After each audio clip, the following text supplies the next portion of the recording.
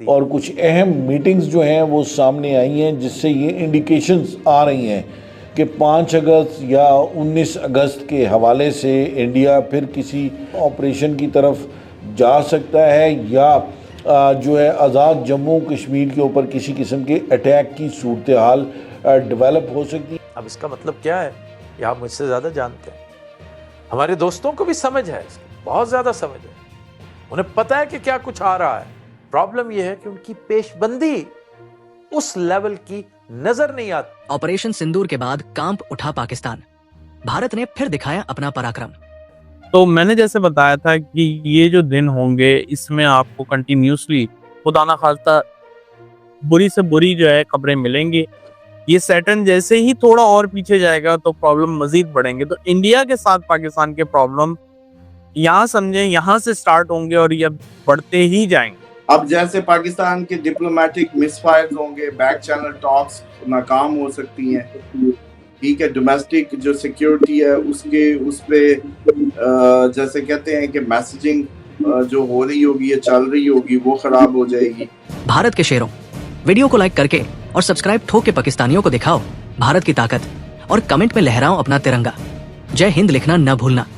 मगर अफसोस कि हर आने वाला दिन, बल्कि हर आने वाला घंटा जहन्नुम की तरफ धकेलते चले जा रहे हैं। ये जो जुलाई के आखिर के दिन होंगे ये सबसे ज्यादा पीक के डेंजरस दिन हैं इस साल के।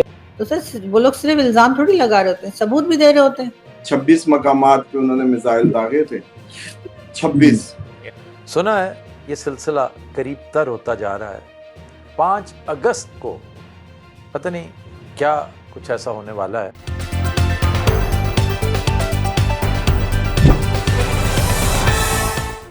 नमस्कार दोस्तों, जैसा कि आपने वीडियो क्लिप में देखा, ऑपरेशन सिंदूर के बाद पाकिस्तान में खलबली मची हुई है। पाकिस्तानी विश्लेषकों तक का कहना है कि आने वाला महीना उनके देश के लिए किसी कयामत से कम नहीं होगा। जम्मू कश्मीर के पहलगाम में हुए आतंकी हमले के जवाब में भारतीय सेना ने ऑपरेशन सिंदूर के तहत पाकिस्तान और पीओके में मौजूद आतंकवादी अड्डों पर जोरदार कार्रवाई की है। इन हमलों के बाद दोनों देशों के बीच तनाव अपने चरम पर पहुंच गया है। इसी बीच भारत सरकार ने एक और सख्त कदम उठाते हुए पाकिस्तान की मुश्किलें और बढ़ा दी है। भारत ने पाकिस्तानी विमानों के लिए अपने हवाई क्षेत्र में उड़ान प्रतिबंध को और सख्त कर दिया है।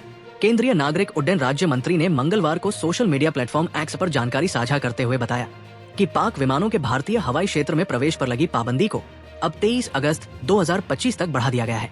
ये फैसला पाकिस्तान के लिए एक और बड़ा झटका है और ये साफ संकेत है कि भारत अब आतंकवाद के खिलाफ किसी भी सख्त कदम से पीछे हटने वाला नहीं है।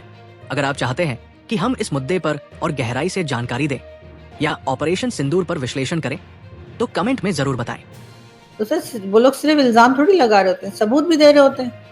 और फिर ये जो आप कह रहे हैं ना वो डिसमेंटल हो गए ग्रुप और काम नहीं कर रहे, मुझे नहीं लगता। ये तो नाम बदल के इलेक्शन तक में आ जाते हैं।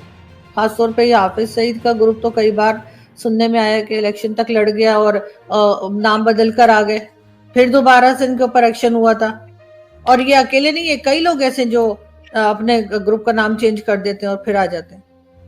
नहीं, ग्रुप का नाम तो चेंज करके वो ठीक है, वो कहते हैं ग्रुप एग्जिस्ट नहीं करता, लेकिन वो तो ये कह रहे हैं ना कि अब हम वो ऐसा कुछ भी नहीं कर रहे कि जिसकी वजह से हमें ये कहा जाए कि आप इन्वॉल्व हैं।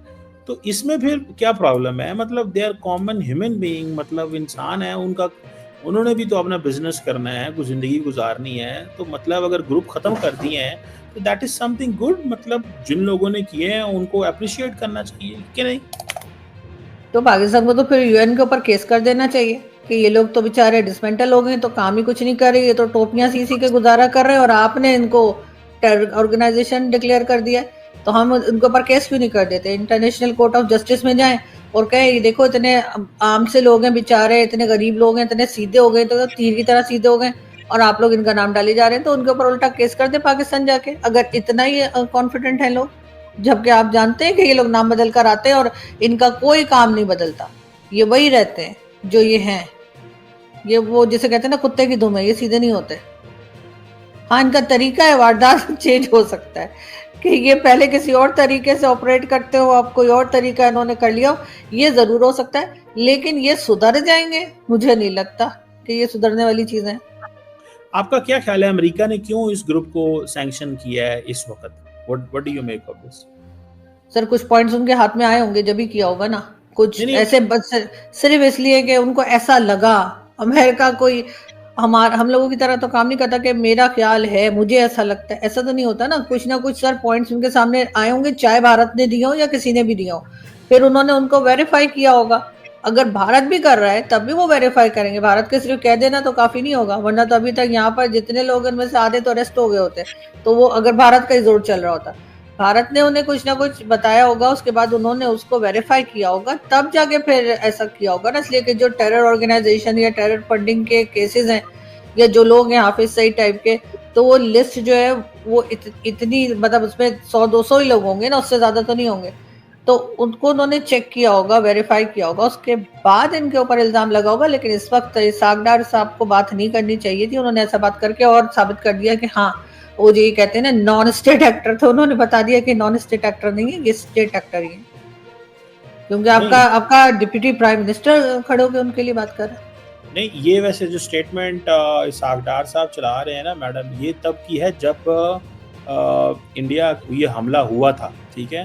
तो इन्होंने खुद से ही इसहाक डार साहब ये कह रहे हैं, ये उस वक्त की स्टेटमेंट है, और ये इन्होंने इसलिए ये तब कहा था कि ये जो रेजिस्टेंस फ्रंट है ये बेसिकली आया था, मंजर आम पे तब आया जब इंडिया ने कश्मीर का स्टेटस चेंज किया, इन्होंने अपनी वो की, अब इंडिया ने इनको दहशतगर्द करार दे दिया। आने वाले दिनों में आप हालात किस तरफ जाते देख रहे हैं?